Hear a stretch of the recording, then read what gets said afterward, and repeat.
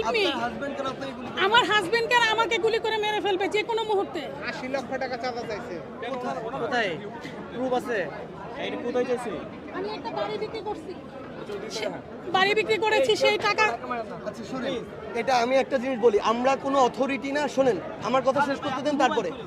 আমরা কোনো অথরিটি না, অথরিটির ভাব নিয়ে কোথাও যেতে পারি না, কোনো কাজের অর্ডার করতে পারি না। এক, আমরা যেটা করতে পারি, আপনি প্রশাসনের কাছে যাবেন, আমরা প্রশাসনকে এই অনুরোধটুকু জানাতে পারি যে আপনি তাদের যে ন্যায়সঙ্গত যেটুকু অধিকার সেই জায়গায় সহযোগিতা করেন, তাদের সাথে যেন কোনো চাঁদাবাজি না হয়। আমরা চাঁদাবাজি সমর্থন করি না। আমি প্রশাসনিকের কাছে গিয়েছিলাম, কোথায় গিয়েছিলেন? জিডি করেছি। আমি কেরানীগঞ্জ আটিতে থাকি, কেরানীগঞ্জ থানায় গিয়েছি আমি।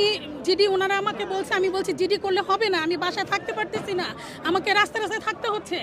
ওনারা জিডি করে দিচ্ছে, ওনাকে তদন্ত অফিসারের নাম্বার দিয়েছে, আমি ফোন দিয়েছি, ওনারা ফোন কেটে দিচ্ছে। আমি কোথায় যাব তাহলে? আমার জীবন এখন সংকটাপন্ন, আমি কার কাছে যাব? আচ্ছা, এর আগেও হচ্ছে, শুনেন আমরা ছিলাম। আপা শুনেন, এখন আমি কি আপা করব? শুনেন, এর আগেও কেরানীগঞ্জ থেকে আমাদের এরকম বেশ কিছু অভিযোগ আসছে। এই জায়গায় প্রচুর চাঁদাবাজির অভিযোগ আসতেছে। সেটা নিজের একটা ফ্ল্যাট ভাড়া দেওয়া হোক, নিজের একটা ফ্ল্যাট বিক্রি করা হোক, কিংবা নিজের যে কোনো ব্যবসায়িক প্রতিষ্ঠান থেকে শুরু করে সব জায়গায় কেরানীগঞ্জের এই জায়গায় আমরা এখনই প্রশাসনের সাথে যোগাযোগ করছি। সেই প্রশাসন, ওই জায়গার প্রশাসন যদি মনে করে তাদের এই অ্যাবিলিটি নাই, তাহলে তারা বলুক, তাদেরকে সরকার অন্য জায়গায় পরিবর্তন করে দিক, অন্য প্রশাসনের যাদের এই অ্যাবিলিটি আছে তারা ওই জায়গায় আসুক।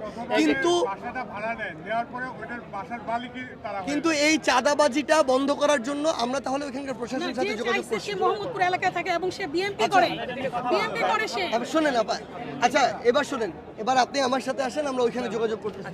একজন, আপনারা শুধু দুইজন আসবেন আর কেউ আসবেন?